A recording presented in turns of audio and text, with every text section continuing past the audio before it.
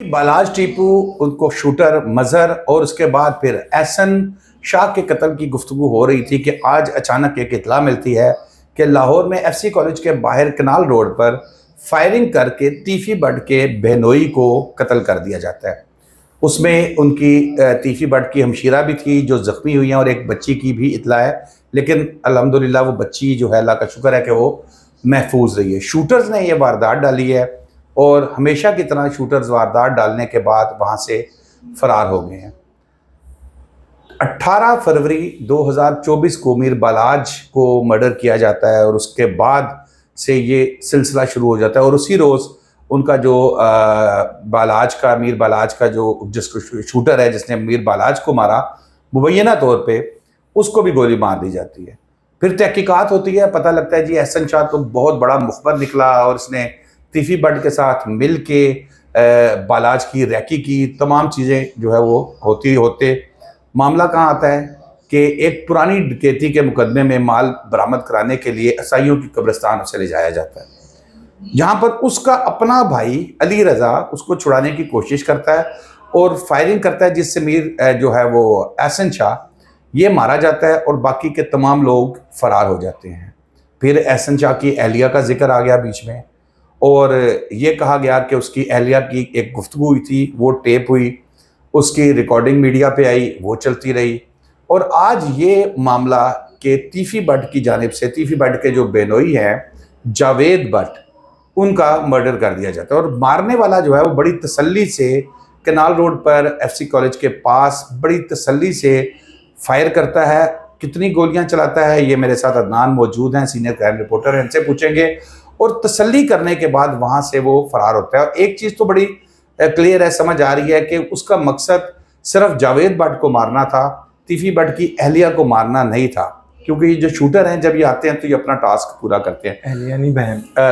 हमशीरा, तीफी but की हमशीरा, तीफी but की हमशीरा को जो है वो मारना मकसूद नहीं था। तो अदनान क्या है, पहले तो ये बताए ना आज का वक़ुआ कैसे आपको इत्तला मिली, कैसे हुआ सारा डिटेल्स? अच्छा शदाब सर, सबसे पहले तो हमें इत्तला मिली, एक 15 पर कॉल हुई कि इस तरह कनाल रोड एफसी कॉलेज के बाहर इस तरह का एक वाक़या हुआ है। एक पुरानी पेजारो गाड़ी जा रही थी, पराडो पेजारो, जो पुराने मॉडल की आपने देखी होंगी। कई लोग शौक के तौर पे भी उस गाड़ी को यूज़ करते हैं क्योंकि वो एक पायदार गाड़ी है। तो वहाँ उसके ऊपर फायरिंग की गई है, जिसके नतीजे में वो गाड़ी को जो ड्राइव कर रहे थे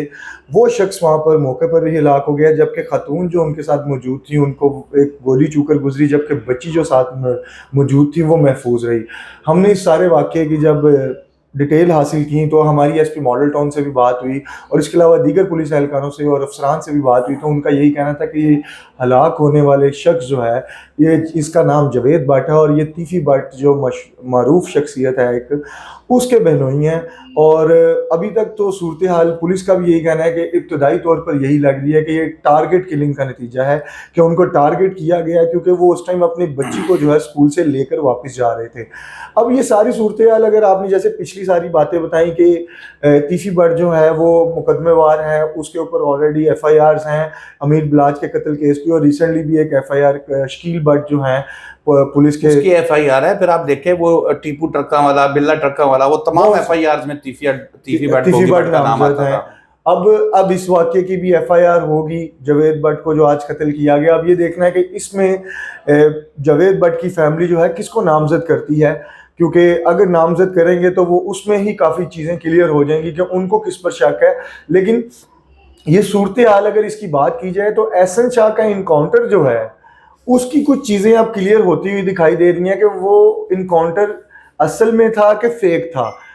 अब उसको वो चीज़ क्लियर हो रही है कि जो आज का एक वाकया हुआ और इससे पहले जो एहसन शाह की एक ऑडियो वायरल की जाती है, वो ऑडियो कौन लोग वायरल करते हैं ये मुझे भी पता है, आपको भी पता है। वही पुलिस अफसरान और वही पुलिस वाले CIA के इस ऑडियो को वायरल करते हैं और चलवाते हैं, सोशल मीडिया पर भी वायरल करवाते हैं कि किसी ना किसी तरह से एहसन शाह को जो है वो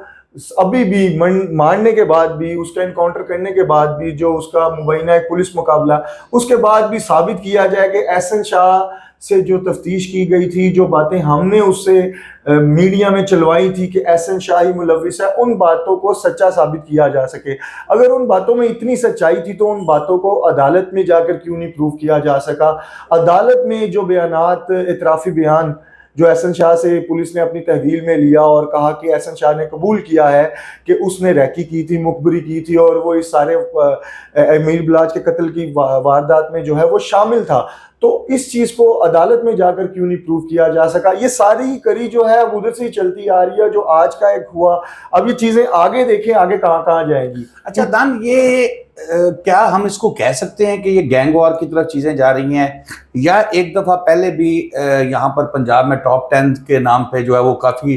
जो इश्तिहारी थे और इन लोगों को पुलिस मुकाबलों के अंदर और इसी तरह शिनाख्त परेड पे ले जाते हुए जो है वो मारा गया था? तो क्या इस तरह का कोई प्लान नज़र आ रहा है कि यहाँ गैंग वॉर दोबारा, अल्लाह ना करे कोई इस तरह की कोई चीज़ हो? क्या लग रहा है आपको? ये चौथा मर्डर हुआ है इस वक्त। गैंग वार की तरफ चीजें जा नहीं रही, गैंग वार शुरू कर दी गई है। ये गैंग वार का सिलसिला ही जारी है कि जो एहसन शाह का इनकाउंटर किया गया और उससे पहले मीर बलाज का जो एक नाहक कत्ल किया गया और उसके बाद एहसन शाह का इनकाउंटर और आज जावेद भट्ट का जो है वो इस तरह राह चलते हुए कत्ल हो जाना। क्योंकि मुझे जावेद भट्ट के बारे में जो कुछ मालूम हुआ है कि वो तो एक नफीस शख्सियत के मालिक थे, जो सच बात है कि मैं उनके बारे में थोड़ा बहुत लोगों से भी जानने की कोशिश की जो उनके करीबी थे और इसके अलावा दूसरे लोगों से भी, कुछ अपने सीनियर सहाफ़ी बरादरान से भी जानने की कोशिश की, तो उन्होंने यही बताया कि वो एक नफीस शख्सियत के मालिक थे और अभी भी अगर उनको जिस तरह मारा गया रोड पर, तो उनके साथ कोई, अगर वो किसी इस तरह की कार्रवाइयों में शामिल होते या कोई इस तरह की तबीयत के मालिक होते या बदमाशी में मुलविस होते, तो उनके साथ आज भी कोई ना कोई उनका स्क्वाड या कोई उनके एक दो सिक्योरिटी गार्ड होते, लेकिन वो अपनी अहलिया के साथ, अपनी बच्ची के साथ जा रहे थे। अब ये फैमिलीज के ऊपर टारगेट आना शुरू हो गया है और ये बात जो है, ये गैंग वार जो है शुरू हो चुकी है और ये गैंग वार किसी और तरफ जाती हुई दिखाई दे रही है। और इसमें अगर देखा जाए तो कुछ लोग ऐसे हैं जो इससे अपना मुफाद भी हासिल करना चाह रहे हैं और कई लोग इसमें अपना मुफाद हासिल कर भी रहे हैं। इसमें कई लोग, अब कई पार्टियां भी शामिल हो चुकी हुई हैं, कई लोग इसमें शामिल हो गए और टॉप 10 वही आपकी बात जो एक टाइम पर ये किया गया था। तो पुलिस ने तो अभी एक मुकाबला किया है। अगर इस तरह के फेक, मेरी नज़र में अभी तक ये इनकाउंटर की कोई वैल्यू नज़र नहीं आ रही, क्योंकि ये अभी तक मुबैना पुलिस मुकाबला है। क्योंकि एहसन शाह पर डकैती का अगर कोई मुकदमा था तो पुलिस को 1 साल बाद जब उसकी बेल होने वाली थी तो तभी जाकर पुलिस को उसमें उसको मतलूब हुआ। बहुत से सवालात उस पर उठते हैं कि एहसन शाह जो है वो जो पैसे पकड़ता है उससे, तीफी बट से, वो अपने घर में रख रहा है 35-40 लाख, और जो डकैती का सामान है वो जाके कब्रिस्तान में छुपा रहा है। कब्रिस्तान में छुपा रहा है। तो बहुत से इस तरह के क्वेश्चन मार्क्स हैं। मैं वही कह रहा हूँ ना, इतने दिलेर सीआईए के police, OCU organise crime unit के अफसरान हमारे लाहौर के हैं, तो मैं तो, मेरी आईजी साहब से भी दरख्वास्त है कि इन्हें एक दफ़ा कच्चे के इलाके में भेजें ताकि वहाँ पर जो पुलिस एहलकार और जो जवान वहाँ पर इतने नाहक शहीद कर दिए गए, उनको मार दिया गया इस तरह, और कईयों को अगवा करके रखा गया वहाँ पर, और कई वहाँ पर अब ड्यूटी पर जाने से भाग रहे हैं कि वहाँ पर ड्यूटी पे 25 एहलकार उस दिन कच्चे के इलाके में ड्यूटी पर इसलिए नहीं गए कि उनको वहाँ पर असला नहीं वैसे फराहम किया जाता, वो सहूलियात नहीं दी जाती कि वो कच्चे के डाकुओं का मुकाबला कर सके। तो इतना OCU लाहौर का इतना अच्छा काम कर रहा है, इतना दलेर है, तो इनको कच्चे के इलाके में आईजी साहब भेजें एक दफ़ा, ताकि कच्चे का वो जो 200-250 किलोमीटर का एरिया उसको भी ये क्लियर करके आ जाएं। क्योंकि लाहौर में तो इन्होंने जो अब ये क्लियर करते करते जो अब इन्होंने इतना कुछ फैला दिया है ना, अब ये कवर नहीं हो पा रहा है इनसे। इसको कवर करने के लिए एहसन शाह के इनकाउंटर के बाद जो चीज़ें कवर ही नहीं हो पा रही कि क्या कर बैठे हैं, उसके बाद कभी ऑडियो एक लाई जा रही है, वो ऑडियो भी अगर लाए हैं तो पूरी ऑडियो तो दें ना।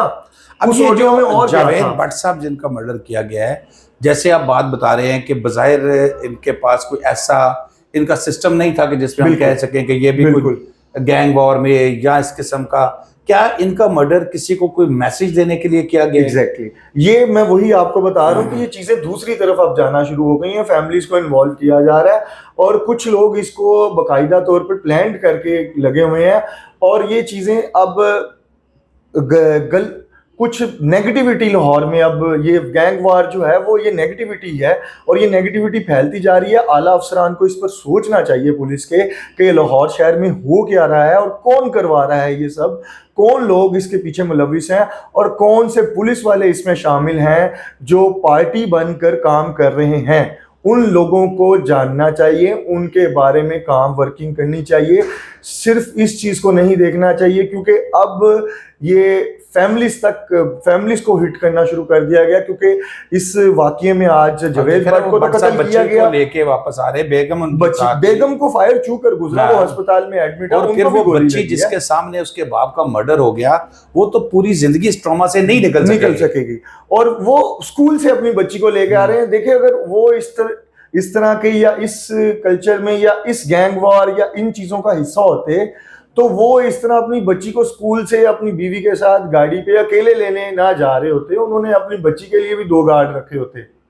जो लोग आप भी जानते हैं, मैं भी जानता हूँ, जिन लोगों की दुश्मनदारियां हैं उन्होंने अपने बच्चों के साथ भी 8-8, 10-10 गार्ड रखे होते हैं। वो खुद 20-20 गार्ड के साथ निकलते हैं और अपने बच्चों के लिए भी 8-8, 10-10 गार्ड, क्योंकि ये सिस्टम अगर है दुश्मनदारी, जैसे गोगी भट्ट है, गोगी भट्ट के साथ तो गार्ड्स की एक प्लेटून होती थी। उसके बहनोई जब ये अमीर बलाच का कत्ल हुआ, उसके बाद जब तफ्तीश का पुलिस की जानिब से आगाज किया गया तो गोगी भट्ट के अगर पुलिस को नहीं मिला तो पुलिस ने उनके बहनोई नदीम भाई, वो खालिद भाई, इनको जाकर जो है, आपको शायद याद हो, उनको भी पुलिस ने हिरासत में लिया तफ्तीश के लिए। तो उनके साथ भी तकरीबन 25-25, 30-30 गार्ड होते हैं उन लोगों के साथ भी, नदीम भाई वगैरह, वो वाई ब्रदर्स के साथ। तो ये तो एक पूरी, ये अगर